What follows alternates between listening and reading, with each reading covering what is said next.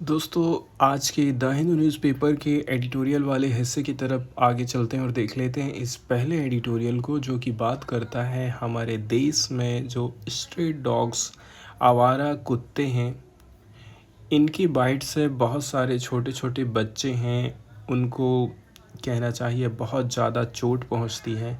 कभी कभी तो कंडीशन ऐसी क्रिटिकल इतनी ज़्यादा हो जाती है कि डेथ तक हो जाती है छोटे छोटे बच्चों की।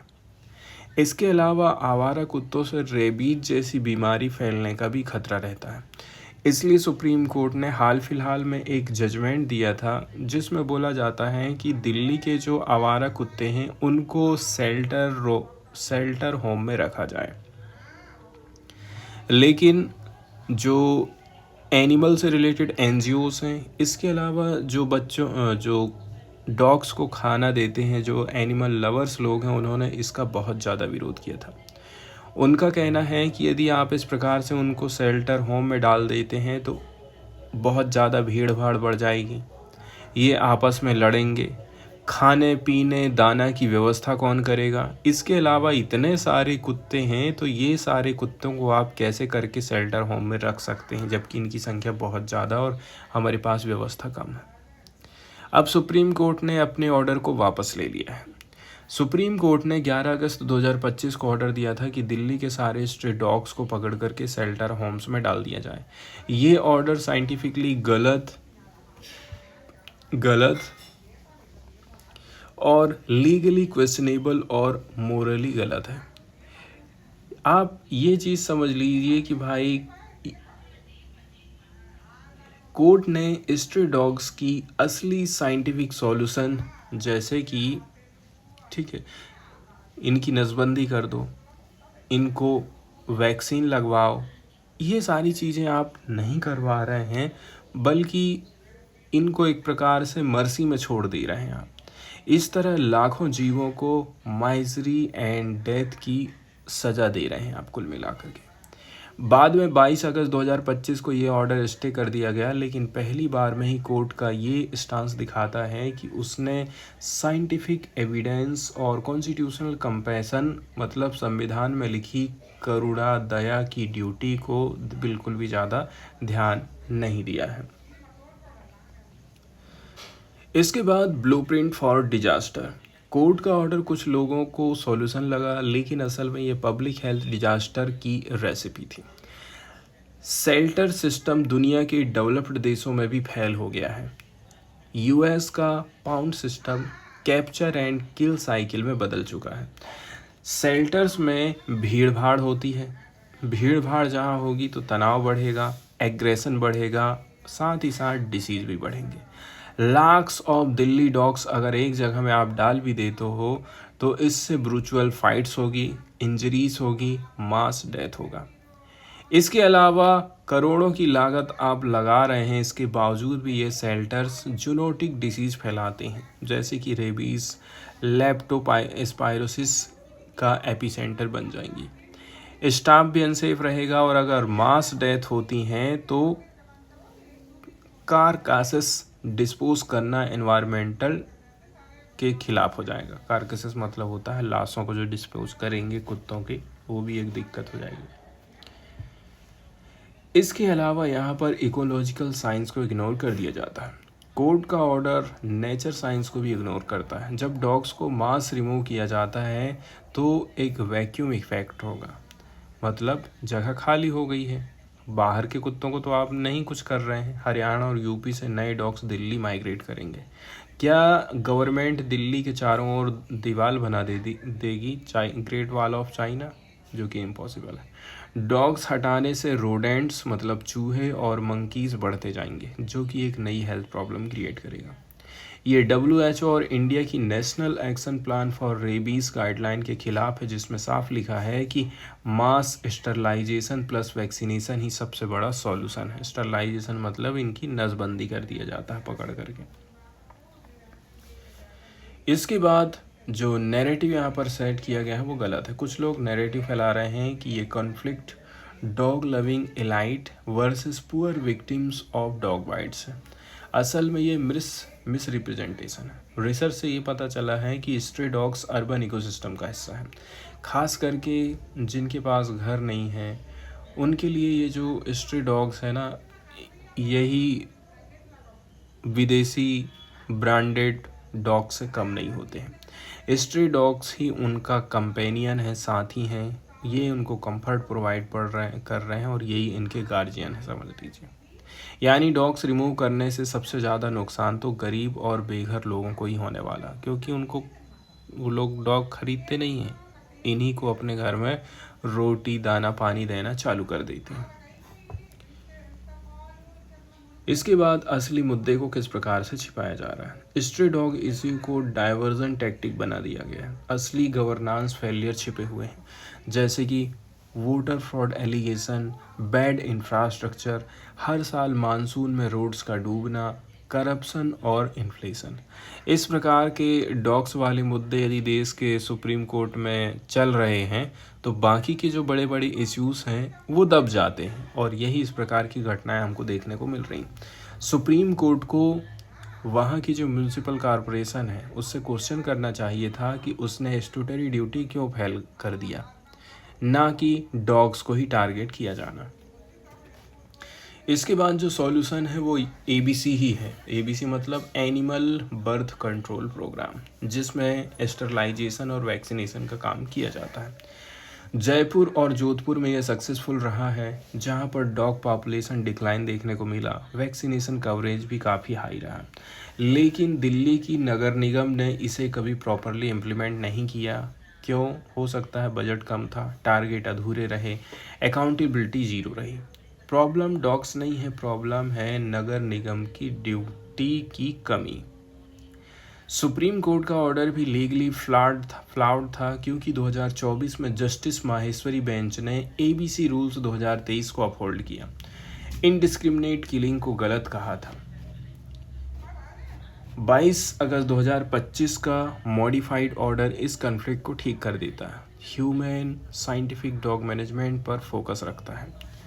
और याद रखने वाली बात यह है कि कॉन्स्टिट्यूशन आर्टिकल 51 AG कहता है कि हर सिटीजन की ड्यूटी है compassion for living creature. State द्वारा क्रुएल्टी करना हमारी कॉन्स्टिट्यूशनल मोरालिटी के खिलाफ में माना जाता है। इसके बाद हम बात कर लेते हैं एविडेंस बेस्ड अप्रोच की।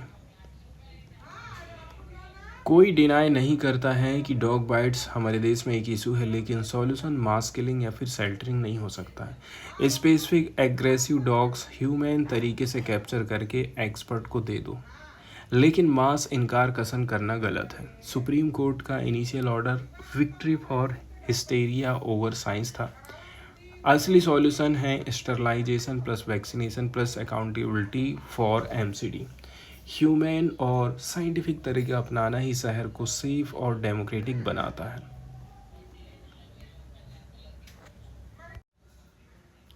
इसके बाद वाले जो एडिटोरियल डिस्कस करेंगे दोस्तों, ये पार्टिकुलरली कोर्ट में AI के यूज़ और ज़रूरत को लेकर के हैं। कोर्ट अब धीरे धीरे करके AI का यूज़ करने लगे हैं, जैसे कि कोई चीज़ ट्रांसलेट करना है, फाइलिंग एरर को पकड़ना है, या फिर कोई ट्रांसक्रिप्ट बनाना है। लेकिन सुप्रीम कोर्ट का कहना है इसके लिए क्लियर गाइडलाइन और फ्रेमवर्क ज़रूरी है ताकि इनका मिसयूज़ ना हो सके। एग्जाम्पल के तौर पर केरला हाई कोर्ट ने जुलाई 2025 में पहली बार AI यूज़ के लिए डिटेल्ड गाइडलाइन निकाले हैं। ये ज़रूरी भी है क्योंकि इंडिया में अभी भी 5 करोड़ पेंडिंग केसेस चल रहे हैं। अगर AI प्रॉपरली यूज़ करेंगे तो हो सकता है हम काम काफ़ी तेज़ और एफिशिएंट तरीके से कर सकें। केवल हम ये नहीं कह सकते हैं कि इससे हमें फ़ायदा ही होगा, रिस्क भी है। AI हार्मलेस हमको लग रहा है, लेकिन बहुत सारे लूप होल हैं। एग्जाम्पल, सुप्रीम कोर्ट जज ने बताया कि लीव ग्रांटेड को AI ने क्या ट्रांसलेट करके बना दिया, छुट्टी स्वीकार, हॉलीडे अप्रूव्ड। मतलब मीनिंग हो गया यहाँ पर गलत। UK के केस में बात करें, Noel Anthony Clarke versus Guardian 2025 में AI ने नोएल नाम को बार बार एनो लिख डाला। मतलब AI छोटे मोटे एरर में भी गलत डिसीजन तक पहुंच सकता है। इसके बाद एआई की काफ़ी समस्याएं भी हैं, प्रॉब्लम भी हैं। कुछ एआई टूल्स जैसे कि ओपन एआई का विस्पर मतलब स्पीच रिकॉग्निशन सिस्टम फ्रेश खुद बना देता है, जिसको हल्लुसिनेशन बोलते हैं। AI based search engine biased हो सकते हैं। कहाँ भेदभाव हो सकता है? यूज़र पैटर्न के हिसाब से रिजल्ट प्रस्तुत करना और ज़रूरी केस के जो लॉस हैं उनको छिपा देना। स्टडीज़ ने दिखा दिया है कि एआई बेस्ड लीगल एलएलएम्स कई बार फेक केस ला बना देते हैं और गलत सोर्स से साइट कर देते हैं। अगर एडजुडिकेशन सिर्फ एआई बेस्ड रूल्स पर हो जाता है तो ह्यूमन जजमेंट, कॉन्टेक्स्ट और प्रीसीडेंट्स की अहमियत घट जाएगी। इसके बाद current pilot use and risk यहाँ पर हम बात करते हैं। कुछ कोर्ट्स टेस्ट बेसिस पर एआई टूल्स यूज़ कर रहे हैं, जैसे कि ट्रांसक्रिप्शन, विटनेस डिपोजिशन। दिक्कत ये है कि clear timeline, data storage rule, access control नहीं है। इससे डिपेंडेंसी तो बन जाती है लेकिन सस्टेनेबल एडॉप्शन क्लियर नहीं रहता है। कोर्ट को रिलायबल इंटरनेट, हार्डवेयर और डाटा सिक्योरिटी फ्रेमवर्क चाहिए था। अभी जो टेंडर निकले हैं कोर्ट्स में एआई सर्विस के लिए, उसमें एथिकल रिस्क है, रिस्क मैनेजमेंट को प्रॉपरली डिज़ाइन नहीं किया गया है। इसके अलावा स्कॉलर्स कहते हैं कि एआई हॉलुसिनेशन कोई बग नहीं है बल्कि फीचर है, इसलिए ह्यूमन ओवरसाइट, चेकिंग बाय जजेस, ट्रांसलेटर्स एंड लॉयर्स ज़रूरी है। मतलब काम हम ले रहे हैं लेकिन उसको एक बार क्रॉस चेक हम खुद ही कर लेते हैं। इसके बाद गार्ड रेल्स की ज़रूरत। एआई एडॉप्शन बढ़ने के साथ साथ लीगल सिस्टम की कॉम्प्लेक्सिटी को भी तो हमको देखना है। कोर्ट्स पहले से ही पेपर बेस्ड सिस्टम पर काम कर रहा है, कागज़ के ऊपर बहुत ज़्यादा डिपेंड है। ऐसे में एआई को एडॉप्ट करना ठीक है बिना सेफ सिस्टम के काफ़ी ज़्यादा रिस्की हो जाता है। यहाँ पर 3 अर्जेंट ज़रूरत हैं जिनको ध्यान रखना है हमको। एआई लिटरेसी मतलब जागरूकता, नॉलेज। जज, स्टाफ, लॉयर्स को ट्रेनिंग देना है कि वे एआई की लिमिटेशन को समझ सकें। जुडिशियल एकेडमिक्स और बार एसोसिएशन को इसमें मदद करनी चाहिए। इसके बाद गाइडलाइन ऑन एआई यूज़। अगर एआई जजमेंट या फिर रिसर्च में यूज़ हो रहा है, लिटिगेंट्स मतलब मुकदमे लड़ने वाले को इन्फॉर्म करना ज़रूरी है। पार्टीज़ को ऑप्ट आउट करने का हक भी मिलना चाहिए। इसके बाद तीसरे नंबर में जो काम किया जा सकता है वो है स्टैंडर्ड प्रोक्योरमेंट गाइडलाइन। मतलब कोर्ट को एआई टूल खरीदने से पहले reliability, explainability, data management, risk mitigation, ये सारी चीज़ों को देखना पड़ेगा। इसके बाद बात करी जाती है ई कोर्ट्स प्रोजेक्ट और टेक सपोर्ट। ई कोर्ट्स प्रोजेक्ट मतलब सुप्रीम कोर्ट की ई कमेटी के विज़न डॉक्यूमेंट्स फेज 3 में ये माना गया है कि कोर्ट को टेक्नोलॉजी ऑफिस चाहिए जो एआई एडॉप्शन में मदद करे। ये ऑफिस जज और रजिस्ट्री को गाइड करेंगे कि कौन सा आप एआई यूज़ करिए, कौन सा ऐप अच्छा है, कैसे इसको मॉनिटर करोगे, कैसे करके वेंडर को अकाउंटेबल आप बनाओगे। इससे टेक्निकल एक्सपर्टाइज की कमी को हम दूर कर सकते हैं। इसके बाद फाइनली यहाँ पर हम बात करते हैं final point, purpose of AI in court. Courts अगर एआई को अडॉप्ट करते हैं तो स्पेशलिस्ट और एक्सपर्ट की मदद ज़रूरी है। एआई का अल्टीमेट पर्पस होना चाहिए जस्टिस को सर्व करना, ना कि सिर्फ एफिशिएंसी बढ़ाना। अगर सिर्फ स्पीड और कन्वीनियंस पर ध्यान दोगे तो कोर्ट की असली पहचान human reasoning, context based judgement और फेयरनेस चली जाएगी। इसलिए AI adoption clear guideline plus ethical safeguard के साथ में होना बहुत ज़्यादा ज़रूरी है। अभी हाल फिलहाल में दोस्तों एसआईआर रिवीजन बहुत ज़्यादा न्यूज़ में रहा है। बिहार में जो स्पेशल इंटेंसिव रिवीजन चल रहा है, मतलब वोटर लिस्ट से नाम को हटाना और नए नाम जोड़, वोटर रोल जिसको रिवीजन जिसको बोला जाता है। अब दिक्कत ये हो गई है कि चुनाव जस्ट आने ही वाला है बिहार में और ऐसे समय में वोटर लिस्ट का रिवीजन किया जा रहा है। बारिश का समय चल रहा है, माइग्रेंट्स लेबर लोग कमाने के लिए अदर स्टेट गए हैं, घर में कोई नहीं है, तो ये मान लिया जा रहा है कि परमानेंटली वो यहाँ से छोड़ करके चला गया है, उसने वहाँ दूसरा वोटर आईडी बनवा लिया, वहीं वोट डाल रहा है। ऐसे ऐसे करके लगभग 65 लाख लोग आउट हो गए हैं, वोट नहीं डाल पाएंगे। इसी की सुनवाई सुप्रीम कोर्ट में चल रही है। सुप्रीम कोर्ट ने भी इस बार जो थोड़ा सा आश्चर्य कर देने वाला जजमेंट दिया है।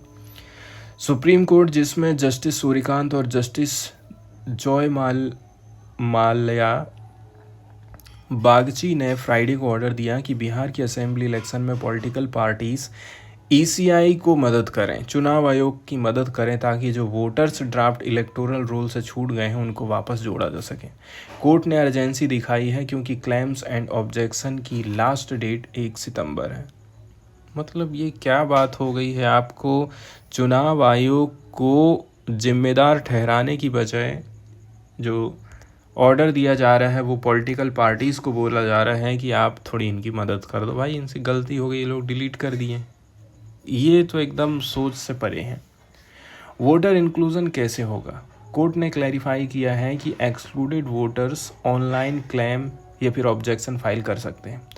प्रूफ ऑफ आइडेंटिटी के लिए आप आधार कार्ड लगा दो या फिर ईसी के 11 लिस्टेड डॉक्यूमेंट अटैच कर दो।